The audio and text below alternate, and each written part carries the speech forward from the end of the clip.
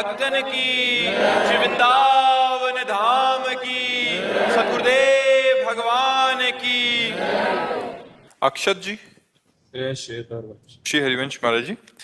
महाराज जी, पूज्य श्री उड़िया बाबा जी महाराज जी के चरित्र में आपने बताया था कि एक बार एक गुरुकुल के विद्यार्थी ने पूज्य बाबा का प्रारब्ध ले लिया था, और आपने एक कथा में सुनाया कि अयोध्या जी के राजा का कोढ़ का प्रारब्ध निंदा से खत्म हो गया, बस गुरु द्वारा निंदा रह गई थी। तो आपके स्वास्थ्य सही करने का भी तो कोई उपाय होगा महाराज जी? आपको भोग कष्ट भोग कम रहा हो, है। इसलिए कोई ऐसा उपाय बता दो जिसमें। बस एक ही उपाय, राधा राधा जपो, तुम प्रसन्न रहो, तुम स्वस्थ रहो। यही हम देख रहे हैं, यही हमें सुख है। हमारा शरीर तो जितने दिन के लिए श्री जी ने निश्चित कर रखा है, उतने दिन आपकी सेवा कर रहा है। इसको तो जाना ही है। ये प्रारब्ध अमोघ प्रारब्ध है। मोघ माने व्यर्थ होना, अमोघ माने व्यर्थ ना होना। ये प्रारब्ध व्यर्थ नहीं होगा, ये भोग के जाएगा। कुछ ऐसे प्रारब्ध होते हैं जो भोगना ही पड़ता है। जैसे वशिष्ठ जी ने कहा, अब तुम्हारी नाक ठीक नहीं होगी, क्योंकि तुम्हारी नाक का प्रारब्ध मेरे हिस्से में है, और मैं जानता हूं तुम गलत नहीं, इसलिए तुम्हारी निंदा नहीं करूंगा, और ये प्रारब्ध तुम्हें भोगना पड़ेगा। ऐसे ही हमारी किडनी का प्रारब्ध जो है, ये भोगने के लिए आया। बिना पीड़ा के वो चले तब तक तो सही है। हाँ, तो हमारी पीड़ा इसीलिए कम हो जाती है कि आप सबका सद्भाव लगा रहता है, और भगवत चिंतन, भगवत चर्चा, तो उससे थोड़ा मिटती रहती है। सब भारतवासियों का, विश्व का आशीर्वाद है हमारे ऊपर, तो वही बच रहे हैं वही। उसके बाद हमारा क्या होगा? जैसे अभी तक आप हैं, उसके बाद हमारी जीवन कैसे चलेगा? मतलब ये सोच के हम बहुत हाँ, ऐसा बहुत से लोगों का प्रश्न, हाँ बहुत से लोगों का प्रश्न रहता है। सोच ही नहीं सकते जीवन को, बिना सोच ही नहीं सकते। मार्गदर्शक ही नहीं रहेगा। पर भगवान का खेल ऐसा है कि कभी भी दुविधा हो- सृजन, पालन और संहार को समान रूप से करते रहते हैं। सृजन, पालन और संहार समान रूप से करते। भगवान का खेल है, अलग अलग खेल है। तो जैसे एक चैप्टर खत्म हुआ तो दूसरा चालू करना चाहते हैं, दूसरा खत्म हुआ तो तीसरा चालू करना। कोई संकट आता है तो आपका कोई भी रील देख लेते जी। हैं तो मोटिवेशन आ जाता है, मतलब उस स्थिति से बाहर निकलने का मार्ग आ जाता है। प्रभु हाँ, जिनकी श्रद्धा है उनको ऐसा अनुभव होता है, जिनकी श्रद्धा। बाबा चिंता मत करना, श्री जी सब संभाल ले। हाँ, श्री जी सवाल ले। हाँ, अच्छी बात है। बिल्कुल। वो जी मन में कुछ आता कि ये करें कि वो करें, तो फिर ये लगता कि बिल्कुल हम तो असमर्थ हैं, कुछ कर ही नहीं सकते। ऐसे हम भी अपने को असमर्थ मानते हैं प्रभु के सामने कि आपका जो विधान है वही विधान चलेगा। बड़ा विचित्र खेल उनका है। जब तक समय हो तब तक जाना हो तो उसमें कोई वो नहीं, क्योंकि आपको उसमें सुख है। हाँ, आप कहते हैं कि हमें जाना है, बहुत जल्दी जाना है, जी जी। तब तक जाना है, तब तक तो बिना पीड़ा के, बिना दर्द के रहें। हाँ, उनका खेल है तो क्या किया जा सकता है। सूरज सिंह जी, सीतापुर, नैमिसारण।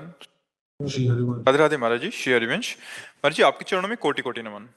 महाराज जी, मनुष्य जिस तरह कर्म करता है उसी तरह फल मिलता है, लेकिन महाराज जी जो ईश्वर द्वारा प्रारब्ध निर्धारित है, उन्होंने नियति में लिख दिया है, तो उस पर नाम जप का क्या प्रभाव पड़ता है महाराज जी?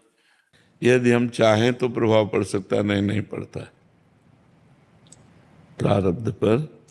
यदि हम चाहें, जैसे 1,00,000 नाम जप किया और भगवान से प्रार्थना की कि मेरा जो आया हुआ अशुभ प्रारब्ध है या जो आने वाला अशुभ प्रारब्ध है वो नष्ट हो जाए, तो अगर साधारण भाषा में बता रहे हैं, अब 1 किलो प्रारब्ध है और 5 ग्राम भजन है, तो कोई फर्क नहीं पड़ेगा।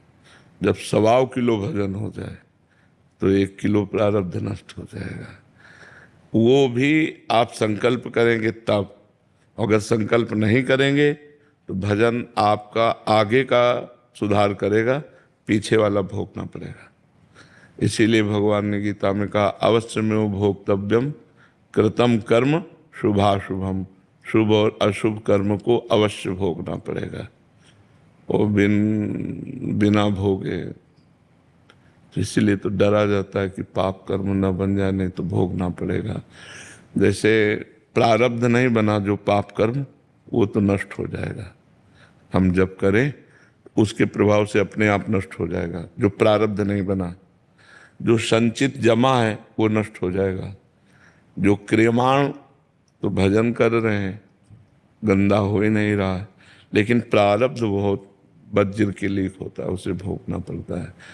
तो बड़ा प्रारब्ध बड़ा जोर का होता है, प्रारब्ध बड़ा विचित्र होता है, और भगवान की लीला भी बड़ी विचित्र होती है। जैसे नामदेव जी की महिमा प्रकाशित हुई तो बादशाह प्रभावित हो गया, और उसने रत्नों से जटा एक पलंग दिया, रत्नों से जटित पलंग, तो उन्होंने उसे नदी में फेंक दिया। बादशाह को लगा कि मेरी दी हुई भेंट का अपमान हुआ, तो उन्होंने आवेश में कहा पलंग निकाल के बाहर रखो। तो उन्होंने 100 पलंग निकाल दिए, वैसे सिद्ध पुरुष थे। कहा अपना पलंग जो चाहो ले लो। तो चरणों में गिरे, क्षमा मांगा। वही जब विट्ठल भगवान के दर्शन करने के लिए वहीं से जाए तो मन में आया कि बाहर जूते उतार देंगे तो कोई ले न जाए, और गमछा में जूते बांध लिए, कमर में कस लिए, और वहाँ गए तो भूल गए अपने आप को ठाकुर जी के दर्शन करने, और नाचने लगे तो गांठ ढीली पड़ी तो जूते गिरे। बड़ी पिटाई हुई कि वैष्णव होकर और तुम जूते कमर में बांध कर आए हो। अब आप इसमें क्या विचार करेंगे? जो आदमी रत्नों से जटित पलंग को फेंक देता है, वो अपने जूते ना चुरा के ले जाए इसलिए कमर में बांध लेते हैं। आप इस पर क्या बोलेंगे? उनको क्या जूते से प्रेम है? जब अगर ऐसा लोभ होता तो रत्न जटित क्यों फेंकते? रत्नों से जटित था। ये भगवान की लीला, इसमें बुद्धि काम नहीं करते। उनको पिटवाना है तो ऐसा करवा दिया, और पुजवाना है तो ऐसा करवा दिया। पुजवा रहे तो बादशाह से, और पिटवा रहे हैं तो मंदिर के अपने पार्षदों से पिटवा दिए। तो कुछ भगवान की ऐसी लीलाएं हैं जो बुद्धि से समझ में नहीं आती। बहुत विचित्र भगवान की माया है, बहुत विचित्र माया, मतलब बहुत विचित्र। हाँ, मतलब आप उसको पार ही नहीं पा सकते। एक संत भजन कर रहे हैं, माधवदास बाबा नाम था, जगन्नाथपुरी में। तो कई दिन से भोजन नहीं पाया और भजन में लगे थे। तो भगवान अपने भोजन की थाल वहाँ गए लेके, जगन्नाथ जी कहा बाबा भोजन पालो। तो उनका माला पूरा हो जाए हम पालेंगे, तुम रख दो। तो रख के अंतर ध्यान हो गए, और उन्होंने देखा स्वर्ण की थाल। सोचा कोई धनी मानी जन होगा, लाया होगा, खाया पिया और समुद्र में धो के कुटिया के बाहर रख दिया। अब वहाँ हुआ कि भोग की थाल गायब हो गई। तो किसी ने कहा माधवदास बाबा की कुटिया के बाहर थाल रखी। अब आए तो देखा तो उनका थाल चुराया, और मार डंडे। अब इसमें क्या बुद्धि लड़ाओगे? अपने थाल का भोजन पवा रहे हैं और अपने ही पार्षदों से डंडा चलवा रहे। ये दोनों काम करते हैं। ये अपने भक्तों को यश बढ़ा देते हैं और फिर पिटाई भी करवा देते हैं। पुजवाना और पिटवाना दोनों इनके काम बराबर चलते हैं। ऐसा क्यों करते हैं? एक शीशा है, जैसे उसे आप ऐसे कंकड़ मारो तो टूट जाएगा, लेकिन ठंडा गरम तो बुलेट प्रूफ हो जाएगा कि हो जाएगा। भगवान अपने भक्तों को बुलेट प्रूफ बना देते हैं कि उसके ऊपर संसार का कोई प्रभाव न पड़े, मान सम्मान इसका किसी भी तरह न पड़े। तो कुछ प्रारब्ध की लीलाएं होती हैं और कुछ भगवान की पर्सनल लीलाएं होती हैं, जिन लीलाओं में किसी की बुद्धि काम नहीं कर सकती।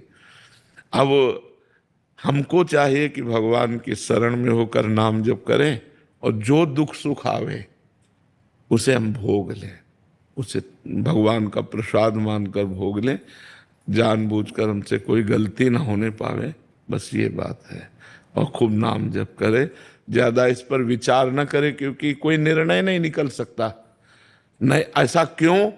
तो निर्णय नहीं निकल सकता। बहुत विचित्र है। एक दिन माधवदास बाबा से कहा जगन्नाथ जी ने कि बाबा, राजा के बगीचे के कटहल पके हुए हैं, हमें खुशबू आती है तो हमारा मन ललचाता है, चलोगे क्या? तो बोले चलो जय जय। तो भगवान ने बाउंड्री फांद करवा करके वो पेड़ के नीचे गए, बोले आप चढ़ो, तो उनका हम तो बूढ़े आदमी हैं, महाराज आप पे चढ़ जाओ। बोले नहीं नहीं आप चढ़ो। बाबा को चढ़ा दिया और वो फल तोड़ के, पके हुए कटहल के कोए मीठे मीठे लगते हैं, तो तोड़कर बोले वाह वाह। अरे बोले जोर से मत बोलो, राज कर्मचारी लगे होंगे। और इतनी जोर से वाह वाह किया कि वो राज कर्मचारी दौड़ के आ गए। आप तो अंतर ध्यान हो गए, फंस गए बाबा। बाबा के डंडे चले। अब जब सुबह ले गए राजा के सामने, राजा ने देखा माधवदास बाबा साष्टांग दंडवत हुआ। उन्होंने राज कर्मचारियों को डांटा कि तुम्हारा दिमाग खराब, इतने सिद्ध पुरुष को तुम पकड़ के लाए। तो बोले महाराज लीला क्या है? तो उन्होंने बताया हमसे कह रहे थे जगन्नाथ जी कि आपके बगीचे के कोए बहुत अच्छे लगते हैं। उन्होंने पूरा बगीचा जगन्नाथ जी के नाम कर दिया। कोए आप खाए, बगीचा अपने नाम करवाया, डंडा से पिटवा दिया बाबा को। भगवान के ऐसे चरित्र हैं कि जिनका केवल भक्त ही अनुभव कर सकता है, दूसरे जान ही नहीं सकते, दूसरे समझ ही नहीं सकते। इसलिए भगवान की शरण में हो जाए और अपने को छोटा बच्चा मान ले। जैसे छोटे बच्चे के माँ दुलार करती पालन पोषण, तो करो सदा तिनके रखवारी, जिम बालक राखे मातारी, तो ही पार हो सकते। बड़ा कठिन है भगवान की माया से पार होना।